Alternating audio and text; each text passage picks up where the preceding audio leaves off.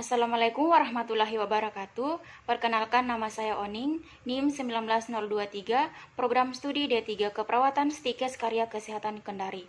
Dalam video kali ini saya akan memaparkan tentang makalah asuhan keperawatan penyakit anemia pada mata kuliah Keperawatan Medikal Beda 1 yang Baik, kali ini saya akan membahas dua poin, yaitu konsep medis dan konsep keperawatan, di mana konsep medis ini terdiri dari beberapa bagian. Yang pertama yaitu definisi, etiologi, manifestasi klinis, patofisiologi, pemeriksaan penunjang, dan penata laksanaan. Kita masuk pada definisi. Anemia adalah suatu kondisi di mana terjadi penurunan kadar hemoglobin atau sel darah merah eritrosit sehingga menyebabkan penurunan kapasitas sel darah merah dalam membawa oksigen. Anemia adalah penyakit kurang darah yang ditandai dengan kadar hemoglobin dan sel darah merah eritrosit lebih rendah dibandingkan normal. Jika kadar hemoglobin kurang dari 14 gram dan eritrosit kurang dari 41% pada pria, maka pria tersebut dikatakan anemia. Demikian pula pada wanita. Wanita yang memiliki kadar hemoglobin kurang dari 12 gram dan eritrosit kurang dari 37%, maka wanita itu dikatakan anemia. Selanjutnya yaitu etiologi. Di sini etiologi penyakit anemia ada 4 poin. Yang pertama yaitu hemolisis atau eritrosit mudah pecah, perdarahan, penekanan sumsum tulang misalnya oleh kanker, kemudian defisiensi nutrisional anemia meliputi defisiensi besi, folit asid, piridoksin, vitamin C, dan koper. Menurut Badan POM 2011, penyebab anemia yang pertama yaitu kurang mengonsumsi makanan yang mengandung zat besi, vitamin B12, asam folat, vitamin C, dan unsur-unsur yang diperlukan untuk pembentukan sel darah merah. Yang kedua yaitu darah menstruasi yang berlebihan. Wanita yang sedang menstruasi rawan terkena anemia karena kekurangan zat besi bila darah menstruasinya banyak dan dia tidak memiliki cukup persediaan zat besi. Yang ketiga yaitu kehamilan. Wanita yang hamil rawan terkena anemia karena janin menyerap zat besi dan vitamin untuk pertumbuhannya. Kemudian yang terakhir yaitu penyakit tertentu. Penyakit yang menyebabkan perdarahan terus-menerus di saluran pencernaan seperti gastritis dan radang usus buntu dapat menyebabkan anemia. Selanjutnya manifestasi klinis. Adapun manifestasi klinis pada penyakit anemia yang pertama yaitu lemah, letih, lesu, dan lelah. Yang kedua yaitu sering mengeluh pusing dan mata berkunang-kunang. Ketiga, gejala lanjut berupa kelopak mata, bibir, lidah, kulit, dan telapak tangan menjadi pucat oleh karena kekurangan volume darah dan Hb, vasokonstriksi. Yang keempat yaitu takikardi dan bising jantung atau peningkatan kecepatan aliran darah, angina atau sakit dada. Yang kelima yaitu dispnea, nafas pendek, cepat capek saat aktivitas, pengiriman O2 berkurang. Yang keenam yaitu sakit kepala, kelemahan, tinnitus atau telinga berdengung, menggambarkan berkurangnya oksigen pada SSP. Yang ketujuh yaitu anemia berat gangguan, GI dan CHF, anoreksia, nausea, konstipasi atau diare. Selanjutnya patofisiologi. Adapun patofisiologi anemia yaitu adanya suatu anemia mencerminkan adanya suatu kegagalan sumsum atau kehilangan sel darah merah berlebihan atau keduanya. Kegagalan sumsum misalnya berkurangnya eritropoiesis dapat terjadi akibat kekurangan nutrisi, panjanan toksis, invasi tumor atau penyebab lain yang belum diketahui. Sel darah merah dapat hilang melalui perdarahan atau hemolisis atau destruksi. Lesi sel darah merah atau disolusi terjadi terutama dalam sel fagositik atau dalam sistem retikuloendotelial, terutama dalam hati dan limfa. Hasil samping proses ini adalah bilirubin yang akan memasuki aliran darah. Setiap kenaikan destruksi sel darah merah atau hemolisis segera direfleksikan dengan peningkatan bilirubin plasma atau konsentrasi normal kurang dari 1 mg, kadar di atas 1,5 mg mengakibatkan ikterik pada sklera. Apabila sel darah merah mengalami penghancuran dalam sirkulasi atau pada kelainan limfatik, maka hemoglobin akan muncul dalam plasma atau hemoglobinemia. Apabila konsentrasi plasmanya melebihi kapasitas haptoglobin, plasma atau protein pengikat untuk hemoglobin bebas, Untuk mengikat semuanya, hemoglobin akan berdifusi dalam glomerulus ginjal dan ke dalam urin atau hemoglobin urea. Selanjutnya yaitu pemeriksaan penunjang.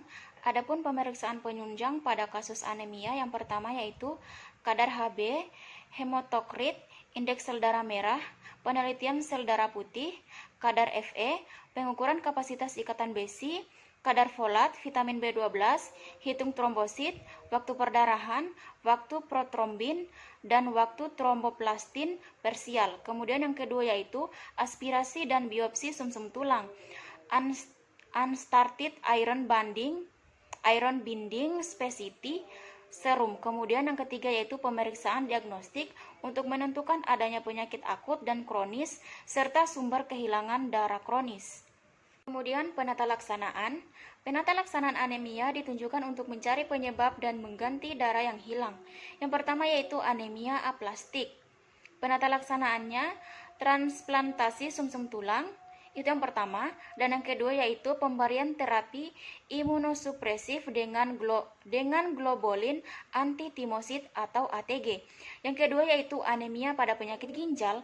Penata laksanaan yang pertama yaitu pada pasien dialisis harus ditangani dengan pemberian besi dan asam folat. Yang kedua yaitu ketersediaan eritropoetin rekombinan. Kemudian yang ketiga yaitu anemia pada penyakit kronis. Kebanyakan pasien tidak menunjukkan gejala dan tidak memerlukan penanganan untuk anemianya. Dengan keberhasilan penanganan kelainan yang mendasarinya, besi sumsum tulang dipergunakan untuk membuat darah sehingga Hb meningkat. Kemudian yang keempat, anemia pada defisiensi besi. Penata laksanaannya yaitu dicari penyebab defisiensi besi. Yang kedua yaitu penggunaan preparat besi oral, sulfat fores, gluconat ferrosus dan fumarat ferrosus. Yang kemudian yang terakhir yaitu yang kelima, anemia megaloblastik. Penata laksanaan yang pertama yaitu defisiensi vitamin B12 ditangani dengan pemberian vitamin B12. Bila defisiensi disebabkan oleh efek absorpsi atau tidak tersedianya faktor intrinsik, dapat diberikan vitamin B12 dengan injeksi IM. Yang kedua, untuk mencegah kekambuhan anemia, terapi vitamin B12 harus diteruskan selama hidup pasien yang menderita anemia perseniciosa atau malabsorpsi yang tidak dapat dikoreksi. Kemudian yang ketiga yaitu anemia defisiensi asam folat. Penanganannya dengan diet dan penambahan asam folat 1 mg secara IM pada pasien dengan gangguan absorpsi. Selanjutnya kita masuk pada konsep medis. Yang pertama yaitu pengkajian. Pada pengkajian ini terdiri dari 3 poin. Yang pertama yaitu status kesehatan saat ini, pemeriksaan fisik, pemeriksaan penunjang. Kemudian yang pertama yaitu status kesehatan saat ini terdiri dari keluhan utama, alasan masuk rumah sakit, dan riwayat kesehatan. Yang kedua yaitu pemeriksaan fisik. Di sini kita dapat melihat keadaan umum dan juga tanda-tanda vital pada pasien. Kemudian yaitu pemeriksaan penunjang. Misalnya, uji hematologi atau lab darah untuk menentukan jenis dan penyebab anemia, misalnya kadar Hb, indeks eritrosit, leukosit, dan trombosit. Yang ketiga kadar Fe, asam folat, dan vitamin B12. Yang keempat yaitu waktu perdarahan, waktu protrombin, dan waktu tromboplastin. Selanjutnya yaitu aspirasi dan biopsi sumsum tulang. Selanjutnya yaitu diagnosa keperawatan. Di sini kami mengangkat 3 diagnosa. Yang pertama yaitu defisit nutrisi, kemudian yang kedua yaitu perfusi perifer tidak efektif, dan yang ketiga yaitu intoleransi aktivitas. Yang pertama defisit nutrisi. Adapun definisi dari defisit nutrisi ini yaitu asupan nutrisi tidak cukup untuk memenuhi kebutuhan metabolisme. Penyebabnya yaitu kurangnya asupan makanan, ketidakmampuan menelan makanan, ketidakmampuan mencerna makanan, ketidakmampuan mengabsorpsi nutrin, faktor ekonomi misalnya finansial tidak mencukupi, faktor psikologis misalnya stres, keengganan untuk makan. Selanjutnya diagnosa yang kedua yaitu perfusi perifer tidak efektif. Definisinya, penurunan sirkulasi darah pada level kapiler yang dapat mengganggu metabolisme tubuh.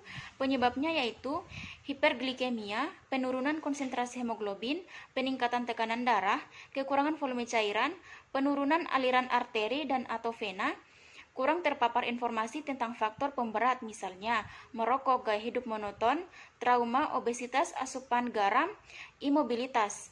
Kurang terpapar informasi tentang proses penyakit, misalnya diabetes mellitus, hiperlipidemia, kurang aktivitas fisik.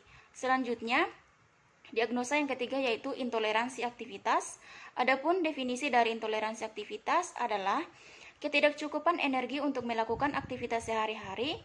Penyebabnya ketidakseimbangan antara suplai dan kebutuhan oksigen, tirah baring, kelemahan, imobilitas, dan gaya hidup monoton. Selanjutnya kita masuk pada intervensi keperawatan. Adapun diagnosa yang pertama yaitu defisit nutrisi berhubungan dengan kurangnya asupan makanan. Ekspektasinya yaitu meningkat, intervensi utamanya yaitu manajemen nutrisi.